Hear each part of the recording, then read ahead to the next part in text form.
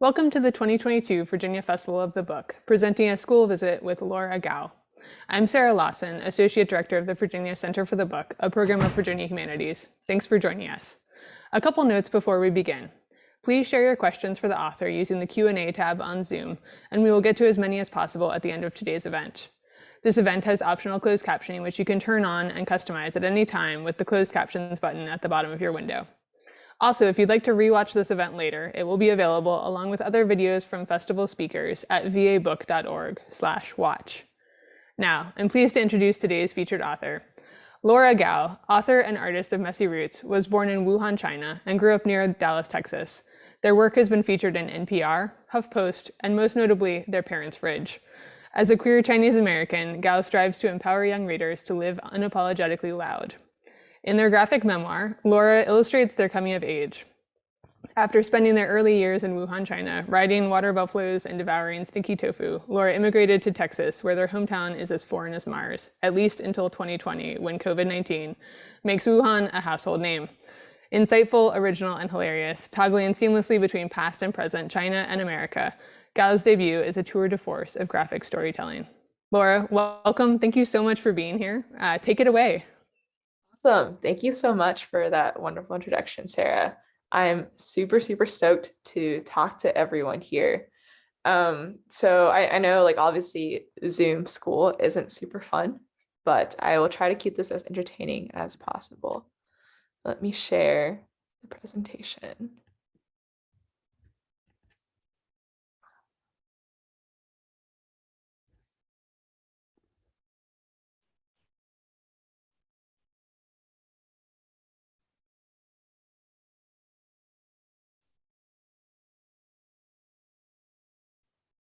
Awesome. So I am Laura Gao. As you can see, that is me right there on the left, and that is my book on the right. That picture is actually the very day I got my book deal. And the reason I'm wearing a onesie is because that's also the day of my 24th birthday. And I wear a onesie every time it's my birthday. So I figured I'd start off by showing you my most embarrassing picture to get it out of the way, and to keep it heart and enlightening. But of course, to keep it even more embarrassing, we're going to start with baby pictures. So to give kind of an overview of why I wrote Messy Roots, I want to start off with my own messy roots, which is me being born in Wuhan, China, and immigrating later on. But here's me with my cousins in Wuhan. I like to play a game to see who can guess which one I am. There will be no prizes, unfortunately, but you can have bragging rights if you get it right. All right, I'm going to count down. Everyone put in your guesses, shout it out. Which one am I? 3, 2, 1. I'm the one on the right. A little cutie with the apple right there. So yeah, that's me, and those are my two cousins who you'll meet once I read the excerpt. And I'm going to show some pages from the book that kind of illustrate my life here. So these are my two cousins, and we lived in the countryside of Wuhan. And my grandma here, she's this really big, scary, buff old woman who I wrote here, though she never finished second grade, she had a PhD in getting kids in line.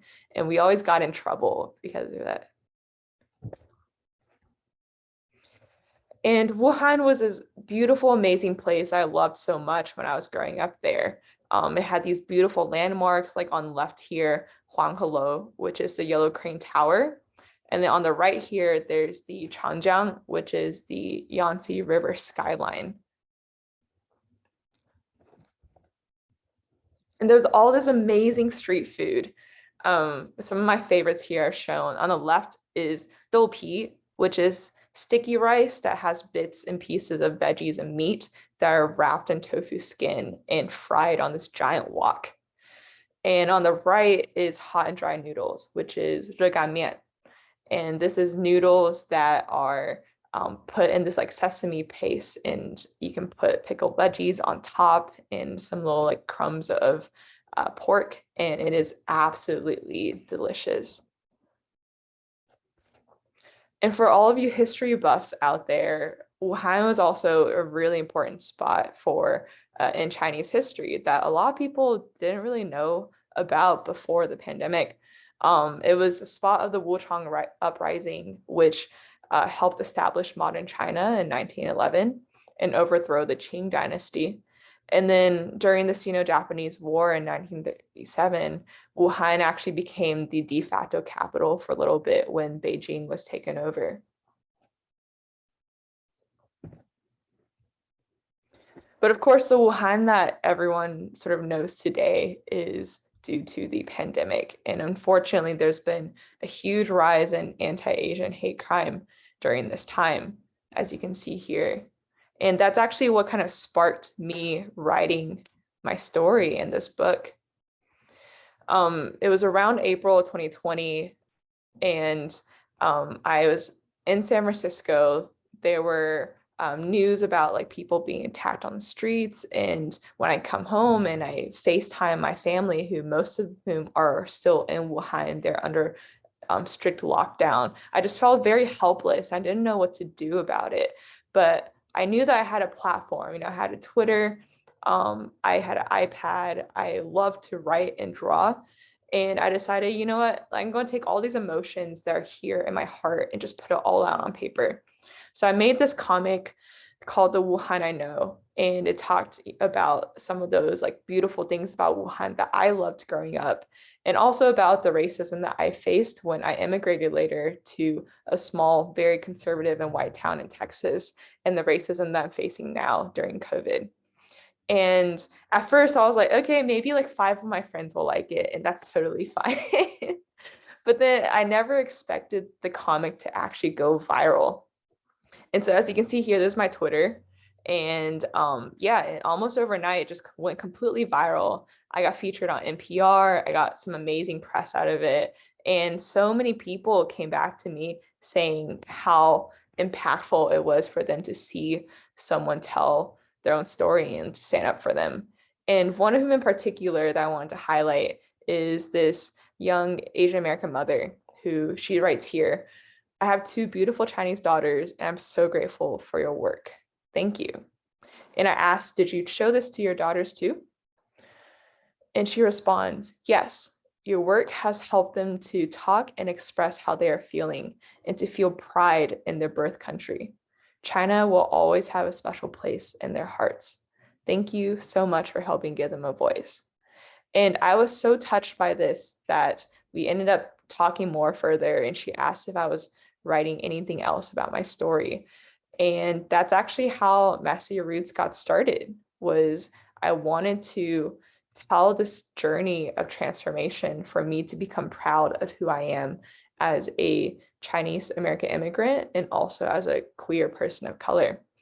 Because just a year or 2 ago, I don't think I could have told that story to the entire world, but now here I am, right? So to continue on that identity finding journey, here is me and my family when we first immigrate to the US. So that's me, my mom, my dad. That's Popo, the knife wielding, scary country grandma. And then that's my little brother, Jerry, who was born in the US actually. So in one of the frames in my comic, I actually named my brother Jerry after Tom and Jerry, which was my favorite American cartoon at the time. And my dad says it's fitting. It's like Jersey, the first place we landed in when we first flew over to the US. And so Jerry Gao was born that day, the first official American of the family.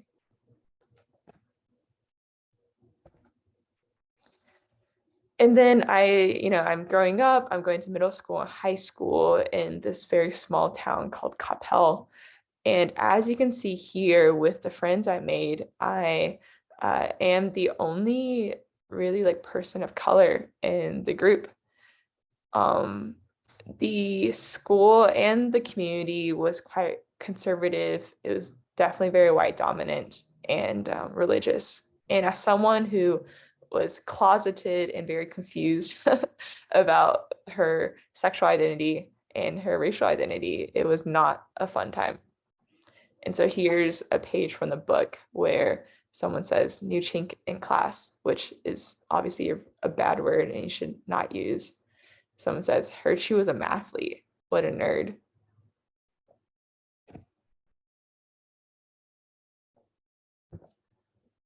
But thankfully, I had an amazing outlet, which was art. I grew up just doodling all over my note pages here. As you can see, I drew this like superhero cat. I drew my dog that we got later on.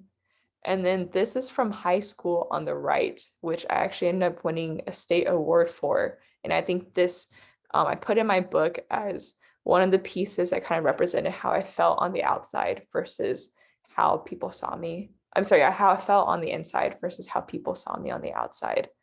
And to this day, like these are some of the pieces my parents put up on the fridge. and that's like a higher achievement than publishing this book, honestly.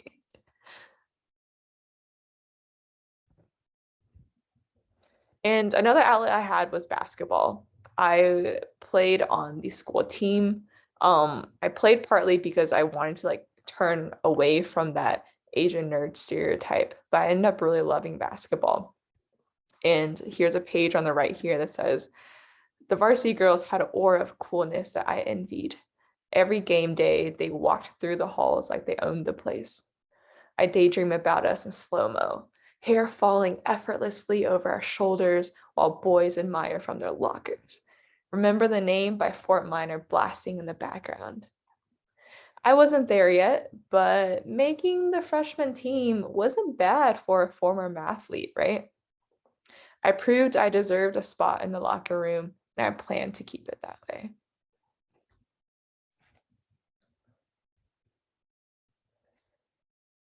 And then after, in the middle, right in between middle school and high school, was the first time that my family actually went back to Wuhan and visited my family again. So it was like basically a decade later, I had lost a lot of Chinese and my connection to my roots. And I didn't really know how my family was going to see me. So here's me and my cousins again on the left. This time you probably don't have to guess which one I am. I'm on the left here, still very angsty and confused. But I ended up connecting with my cousins, weirdly enough, over High School Musical out of all things. I don't know if High School Musical is still popular now, but man, it hit every single kid's like posters in their bedrooms, like every music video people knew every word to back when I was in high school. And funny enough, my cousins in China, apparently they watched it too. And we got to connect over that, where one of my cousins, Lulu, she says, wasn't Choi so cute? And here I am, just being all gay, being like, oh, Gabriella was cute too. And then my oldest cousin, she says, hey, you two aren't old enough to have crushes yet.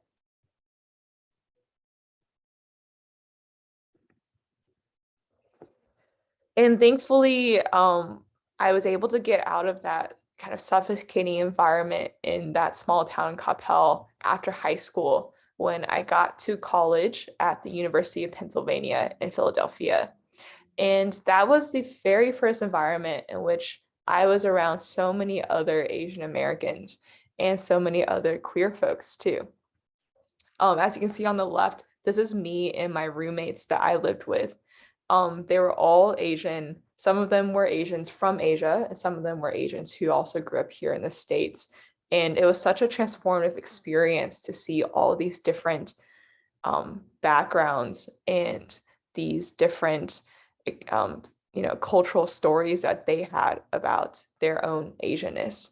And me and my roommates, we'd go to these Asian American parties that were hosted by the cultural groups at Penn.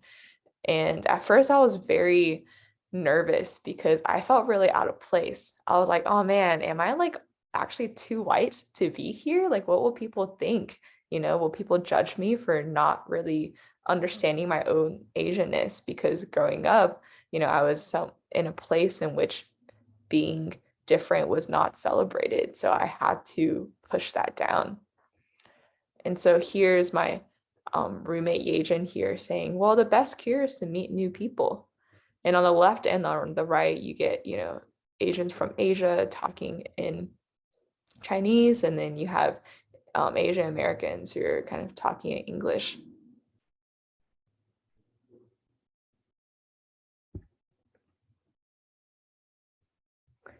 And an amazing thing that also came out of it was I got to explore my own queerness for the very first time. So here's me and my girlfriend at the time during graduation. And that was such an amazing, amazing turning point in my journey as well. And then after I graduated, I moved to San Francisco.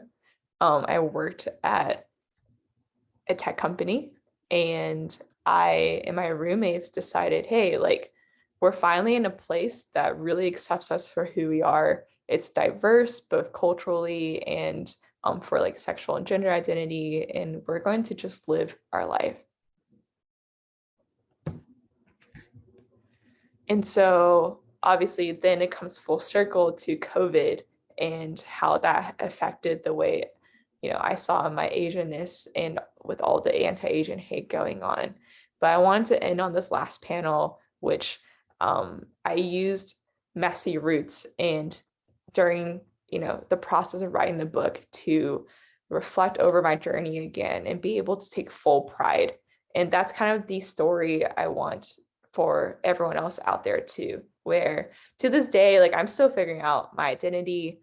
I'm 25, and even though the book has an ending, the journey never really does. So Messy Roots, came to life for all of you out there who want to feel empowered to live unapologetically and to love yourself, no matter how messy your own roots might be.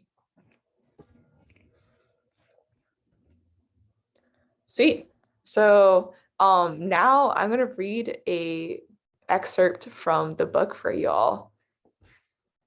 As I switch over to the excerpt, definitely feel free to like put in your questions into the Q&A. We'll do a Q&A afterwards. So put them all in, and then Sarah will go ahead and field those.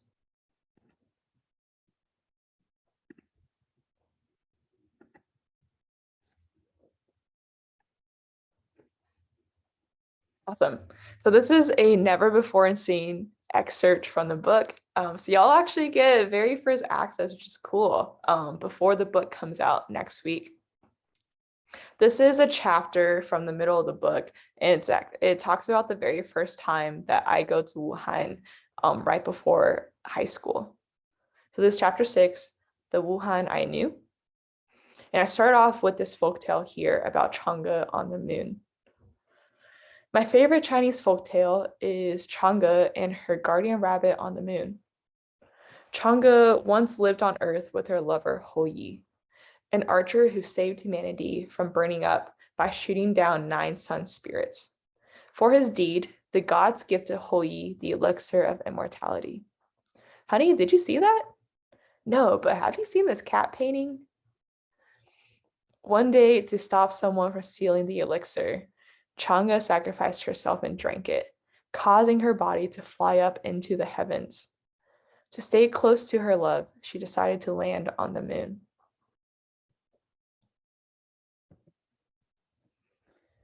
However, I preferred a different version of the story in which she drinks it to escape her suffocating home. She builds her own kingdom on the moon with the guardian rabbit beside her. During the Mid-Autumn Festival, when the moon is the largest, you can see the rabbit watching closely from above. Nainai felt sorry for Changa. How lost and isolated she must be. But I was jealous. How freeing to fly away and make some place your own. And then on the right, you see, here's me and my little brother. We just get to the Wuhan International Airport, and we've forgotten a lot of Chinese at this point, so everything just sounds like scribbles and nonsense to us. And I accidentally bump into someone, and I'm like, oh, sorry, Debuti. My brother says, where's Mama, Baba? I say, I don't know. So I grab onto him. I'm like, hold on, let's go find them.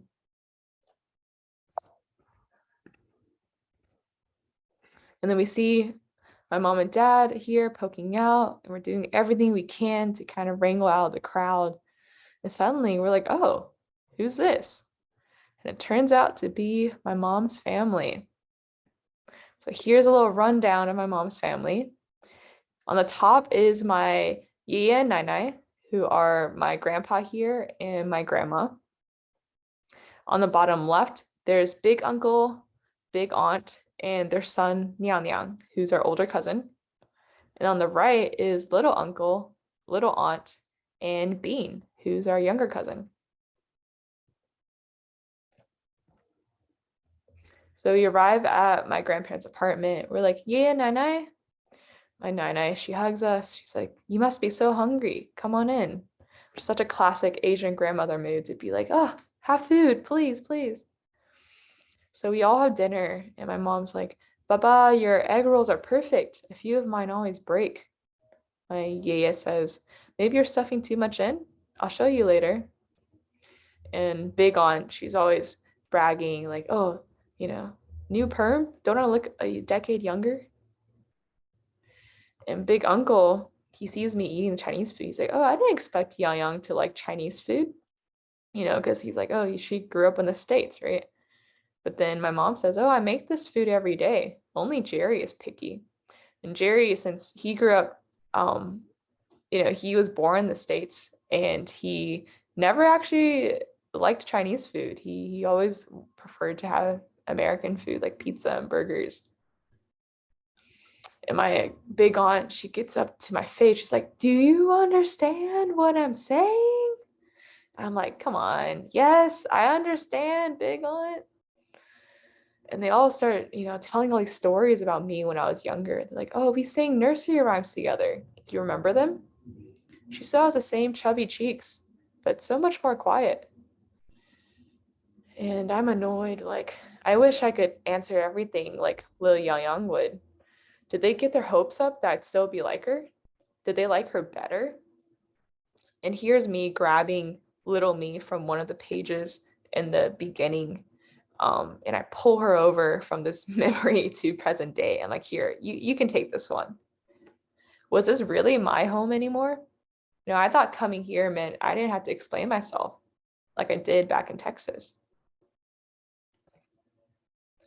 But there was at least one thing that didn't need explaining: breakfast. In Wuhan, breakfast is an Olympic sport.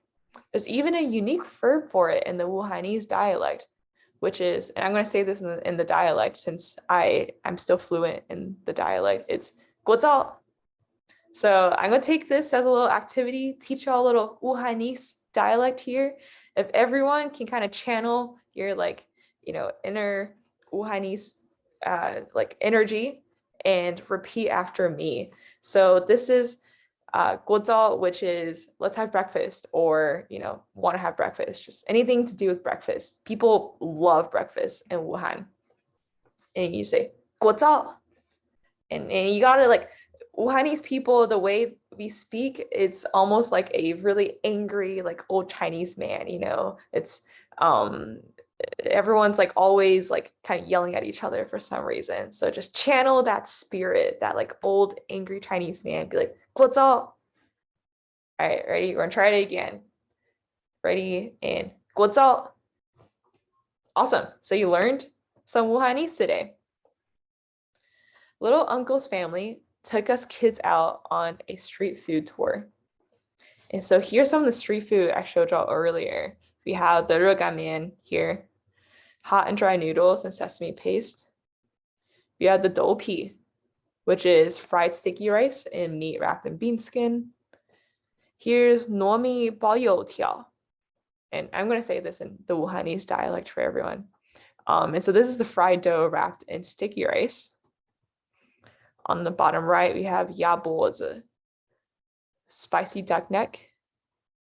Super spicy, by the way, but so good. Oh my gosh. And on the bottom left is tofu, and this is tofu pudding soup, or I like to call it tofu brains.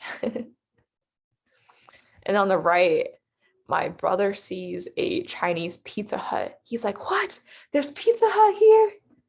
And then I'm like, "What? You're still hungry?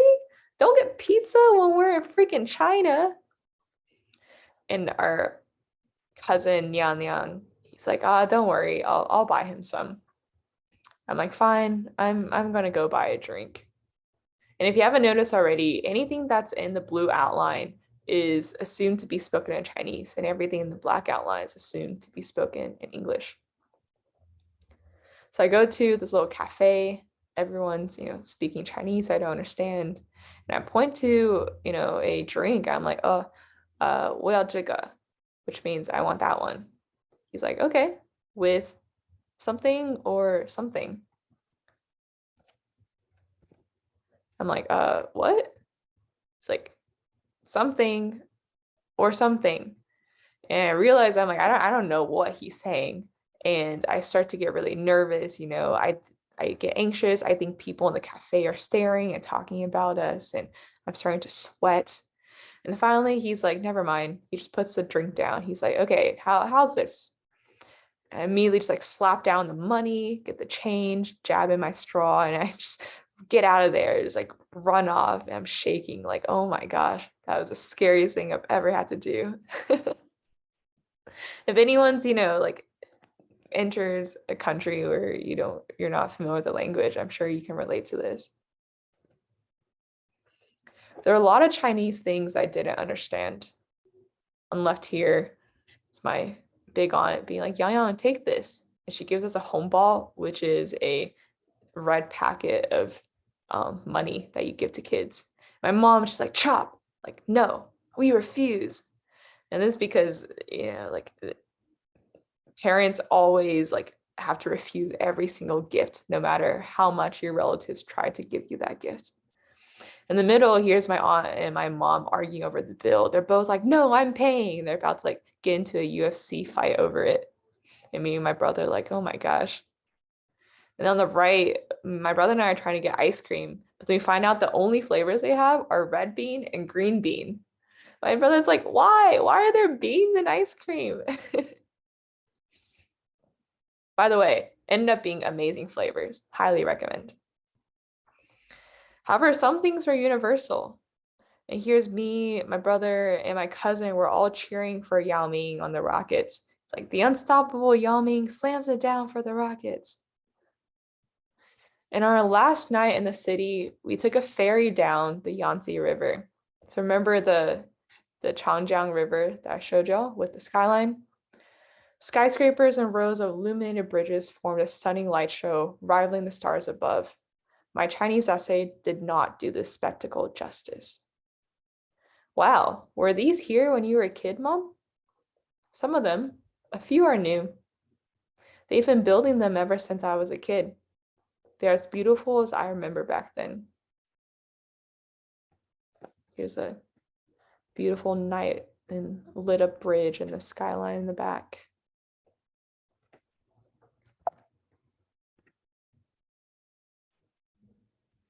What was Wuhan like back then? My mom points out to these skyscrapers in the distance. She says, "See those skyscrapers? They used to be tiny concrete buildings. Your Baba and I worked there as researchers. That's where Baba and I reunited after college. My parents went to the same high school where Mom bragged she was number one, while Dad at number two could never catch up. He joked that he let her win." As fate would have it, after going to opposite sides of China for college, they met again in Wuhan for work. And I say, "And then y'all got married and had me?" "Yes, I think the hospital where you were born is somewhere over there, though I probably wouldn't recognize it now. So much has changed." Awesome. And so that's the end of the excerpt here. Thank y'all so much for being great listeners. And I will, how do I end the screen share?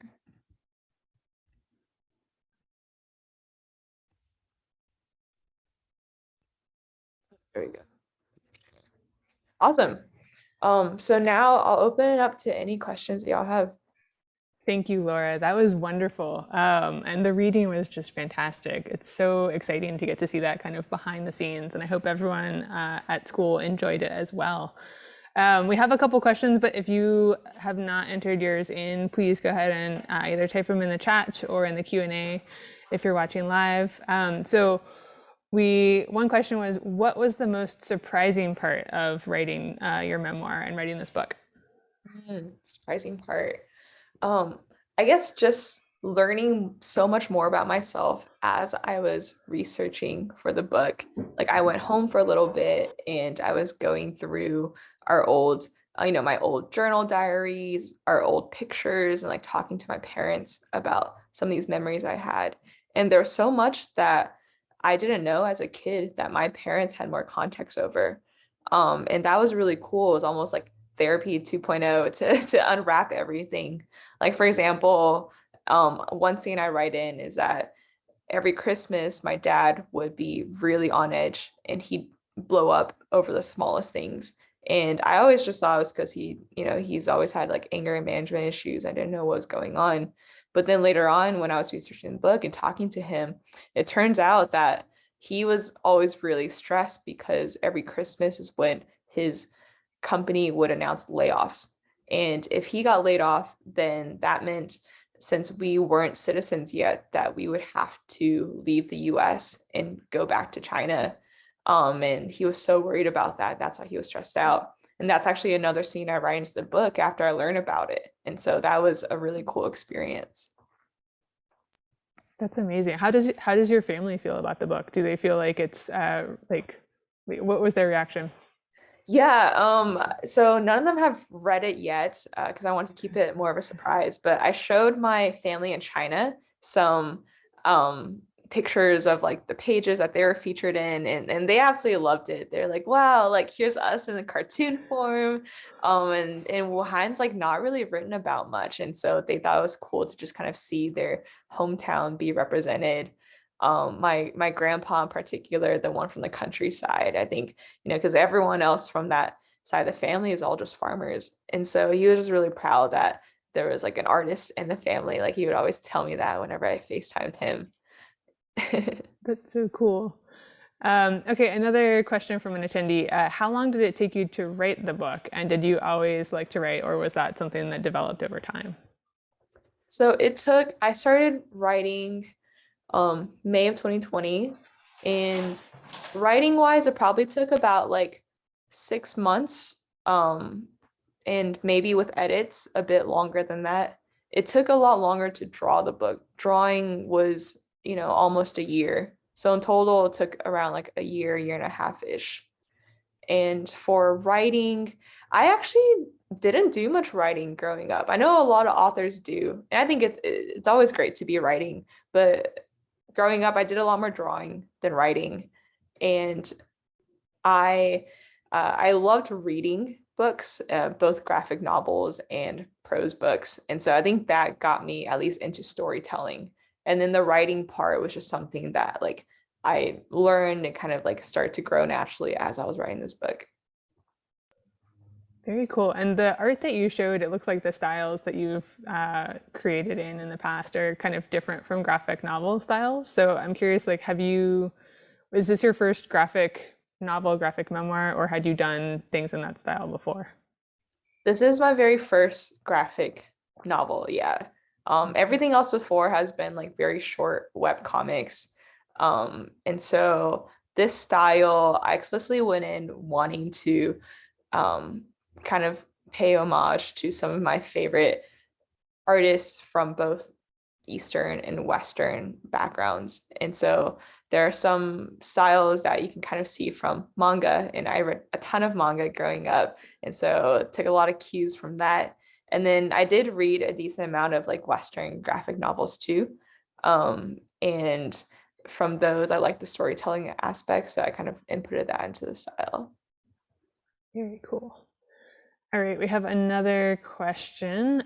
Do you have any advice for young people who might be interested in writing their own memoir or who are exploring their own gender and racial identities? Yeah, that is a big question.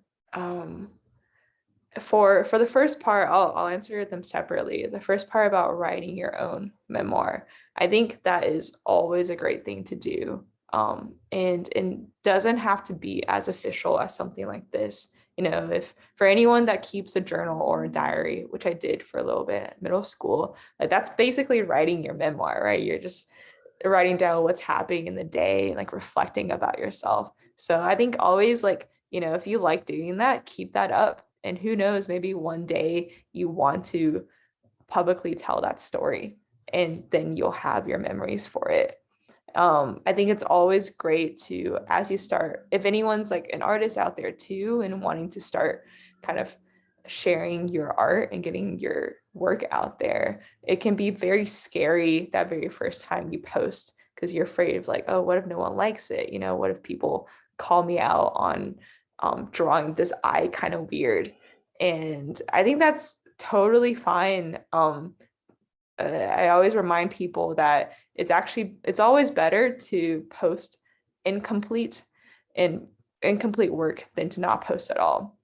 Like when I look back on the Wuhan I Know, that very first webcomic I made that turned into this book, I still see like mistakes that I made, you know, times in which the face looked kind of weird, or, you know, maybe this color I ended up not liking later. But if I let that stop me from posting and sharing my story out there, then it never would have gone viral and I never would have gotten this book deal, right? So always like you'll always be surprised what people will end up liking. And worst case, if like you don't get much love around it, that's okay. You can just keep improving, you know, take that feedback, keep improving and posting more. As for the second part of the question about finding your own you know, gender or sexual identity, it is a long and hard journey. And even though I kind of came out to myself in college, because I didn't feel safe to do that growing up in that small town, I didn't really come out to my parents until this past year, actually, because you know, the book was coming out and I was like, oh, well, either I tell them or they, you know, find out through the web or like a bookstore. I was like, I probably should tell them sooner or later. And to this day, it's a very hard thing for them to swallow. But I knew that like the earlier I tell them, the more at peace I will feel about it. And the more I can continue to just live authentically for myself and surround myself with other queer folks that understood me, you know, just like loved me for who I am.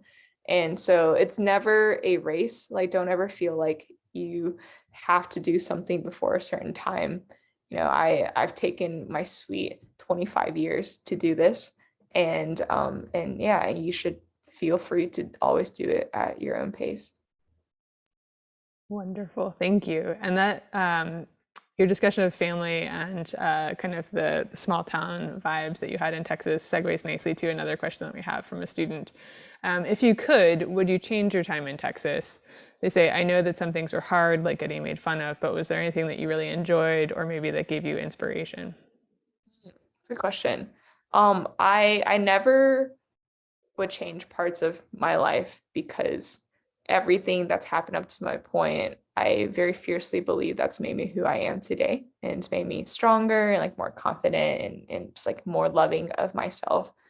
The things that I do at least love about growing up there is it I loved kind of the how tight knit the small amount of, I guess, like Asians that were there, just because there were so little of us. And so like it was great to like every time we had an Asian party, it would be the same set of families, the same kids.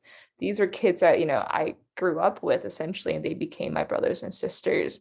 And there's this Asian party scene in the book that I talk about, like how close we were. And my parents, they went to this like small 10, 20 person Chinese church in the area. And every single Christmas, Thanksgiving, Super Bowl game, we would go and like have another Asian party where we all like talk to each other. And these are people who saw me when I was like 8 years old, right? And then now they still see me when I'm 25. I think that was at least a very beautiful thing to come out of it. It was this camaraderie. That's awesome. So are there any books or comics that you would recommend to young folks out there, either related to your own or books that you've enjoyed and found inspiration from as well? Yeah, definitely.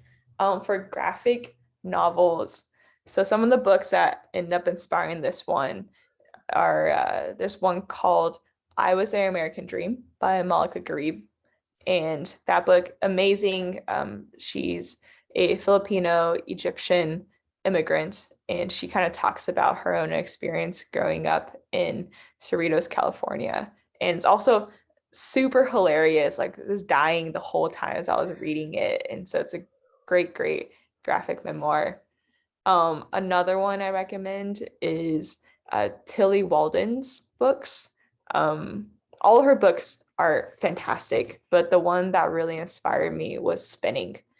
And this book is also a graphic memoir, and it's about her time ice skating while she's in Texas and also kind of her own coming out journey. But like ice skating plays like a big factor in that.